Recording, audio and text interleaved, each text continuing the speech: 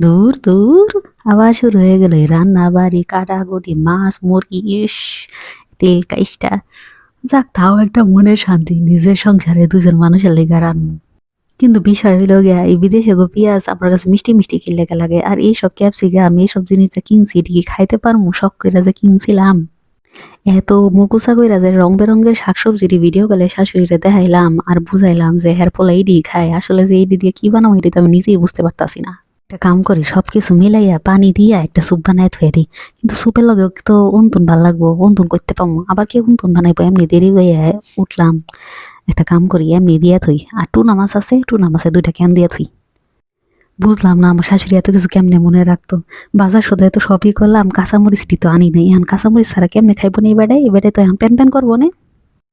লাল মরিচের গুঁড়াও তো নাই কিছুই তো নাই কি থেকে কি করবো আচ্ছা লাল মরিচের গুঁড়া নাই তো কি গোলমরিচের গুঁড়া দিয়া থইতে হবো আলুটা শেষের দিকে দিয়েছি শীত কি হইব না আমার শাশুড়ি কেমনে কি যে করতো বেডিটারে এখনো আসলে মিস করতাছি আর এই দিক থেকে এমন গন্ধ করে দিক লেগে পটকা মারার গন্ধ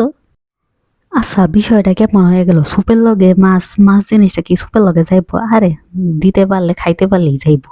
এটি কোনো সমস্যা না এর বেডার এত কি এর ডিমান্ড আমি যারা রাইনতে বাইন্দা খাইতাছি এটাই তো আর কি এর এত পথ আজকেই লাস্ট করতাছি 2 দিন পরে আবার কোন এত কি এর প্রতিদিন রান্না বিদেশে